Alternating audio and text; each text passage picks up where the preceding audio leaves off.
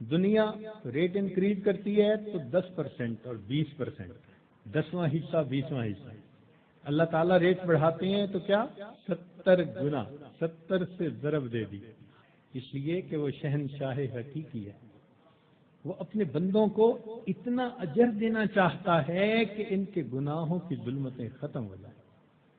تو ایسے وقت میں ہمیں بھی چاہیے کہ ہم اپنے اعمال اللہ رب العزت کے حضور پیش کریں۔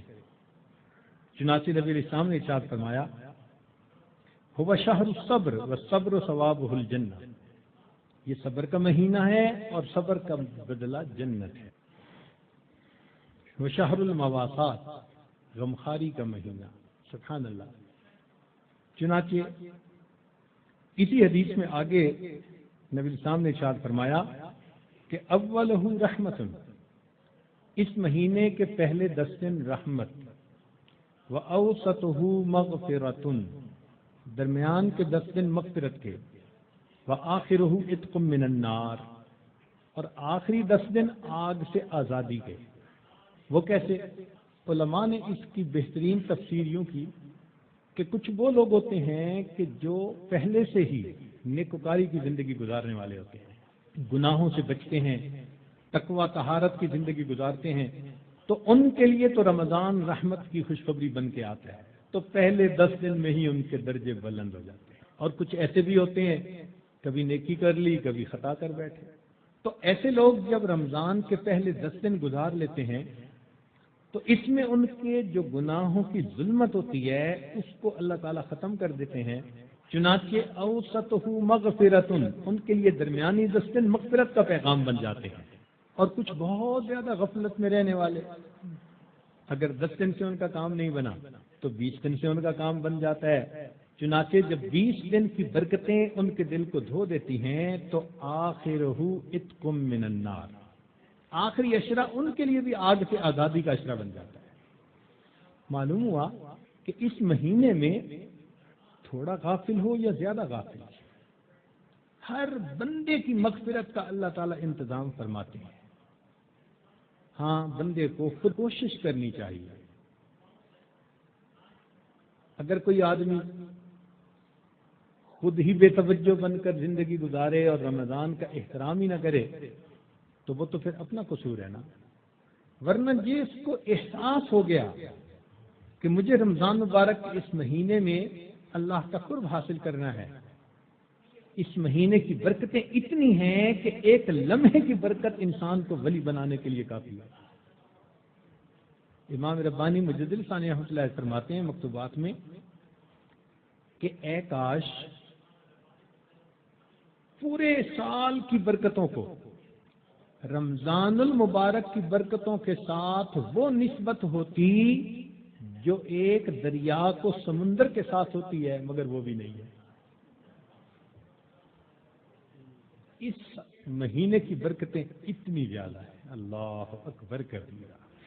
چنانچہ نبی علیہ السلام نے ارشاد فرمایا کہ وَاسْتَكْثِرُوا فِيهِ مِنْ 4 خصال، 4 اعمال اس مہینے میں زیادہ کرو۔ خصلتین ترضون بہما ربکم وخصلتین لا غنی بکم عنہما، 2 عمل تو ایسے ہیں کہ جن سے تم اپنے رب کو راضی کرو، اور 2 عمل ایسے ہیں کہ تمہیں اس کے سوا چارہ ہی نہیں، مجبوری ہے تمہاری۔ اللہ تعالیٰ ترضون بہما ربکم، وہ 2 باتیں کہ جس ذریعے تم اپنے رب کو راضی کرو، فشہادت اللہ الہ الا اللہ وتستغفرونہ، کلمہ یعنی کلمے کا ورد زیادہ کرنا، تحلیل زیادہ پڑھنا اور استغفار زیادہ پڑھنا، یہ 2 عمل اس مہینے میں خاص طور پر زیادہ کرنے کی ضرورت ہے، کیونکہ اللہ کے پیارے حبیب صلی اللہ علیہ وسلم نے ارشاد فرمایا، لہذا اس بات کی اہمیت دل میں اچھی طرح بٹھانی چاہیے۔ تو لا الہ الا اللہ کی بھی کثرت کریں، کم از کم چند 100 مرتبہ دن میں پڑھ لیا کریں، اور ہمت والے تو 1000 دفعہ 2000۔ ایسے لوگ ہیں ہر دن میں رمضان کے 10,000 مرتبہ تحلیل پڑھتے ہیں، اس وقت ایسے لوگ ہیں رمضان المبارک کے ہر دن میں ایک قرآن مجید کی تلاوت مکمل کرتے ہیں، نوجوان ہیں، کما رہے ہیں، وقت تو ایک جیسا ہے ہمارا بھی اور ان کا بھی، لیکن انہوں نے یہ محسوس کر لیا کہ اس وقت میں ہم نے اللہ کو راضی کر کے ہٹنا ہے، ان کے لیے یہ سارے کام آسان۔ تو ہم چلو چند 100 دفعہ یا 1000 دفعہ ہی لا الہ الا اللہ کا ورد کر لیا کریں، اور اگر چلتے پھرتے عادت ڈال لیں تو سبحان اللہ کئی ہزار مرتبہ کرنا بھی آسان ہے۔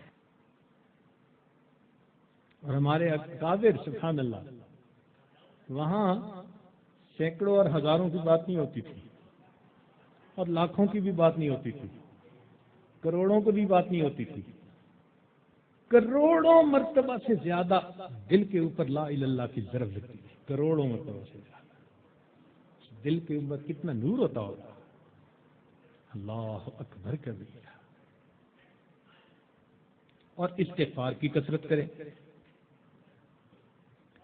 اور دو چیزیں جس کی ہمیں ضرورت ہے، ایک اللہ رب العزت سے جنت مانگیں اور جہنم سے اللہ تعالی سے پناہ مانگیں۔ تو اس مہینے میں یہ دعا مانگنی چاہیے، اللہم انی اسألک الجنہ وَأَعُوذُ بِكَ مِنَ النَّارِ، اے اللہ میں جنت کا سوال کرتا ہوں اور جہنم سے اے اللہ میں پناہ مانگتا ہوں۔ چنانچہ رمضان مبارک کا اکرام کیسے کیا جائے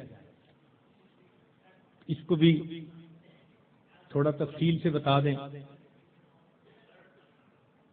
جو احترام کرنے والے ہیں وہ تو رمضان سے 2 مہینے پہلے سے ہی دعائیں مانگنی شروع کر دیتے ہیں، رمضان سے پہلے ہی گناہوں پھر توبہ کر کے باطن کا غسل کر لیتے ہیں اور پھر رمضان خوب اچھے انداز سے گزارتے ہیں۔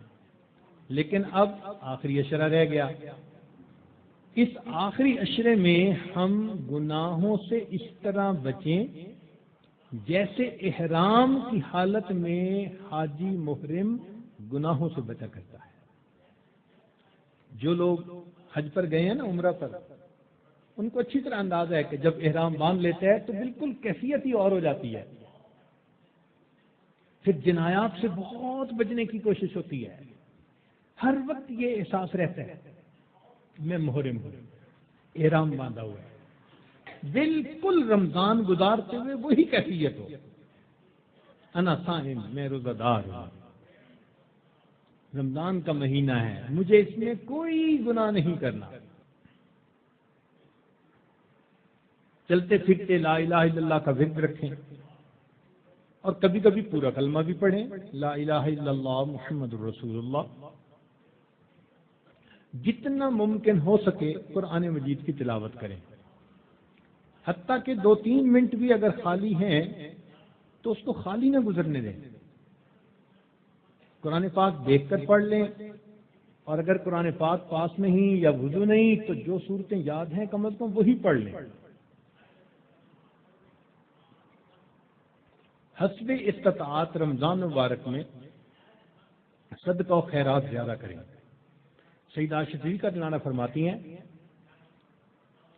کہ نبی علیہ الصلوۃ والسلام رمضان مبارک میں اپنے دونوں ہاتھ صدقے کے لیے کھول دیا کرتے تھے، جیسے تیز ہوا چلتی ہے اس طرح نبی علیہ الصلوۃ والسلام صدقہ پانی اللہ کے راہ پانی کی طرح پیسہ بہا دیتے تھے۔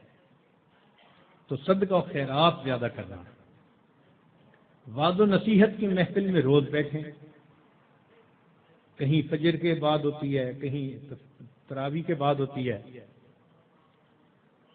اور آخری عشرے کا سنت اعتکاف اگر نصیب ہو تو سبحان اللہ۔ معتکف کی حالت ایسی ہی ہوتی ہے کہ جیسے کسی کو منانے کے لیے اس کے دروازے کی چوکھٹ کو پکڑ کے بیٹھ جائے، اگر تو در نہ کھولے گا تو میں بھی در نہ چھوڑوں گا۔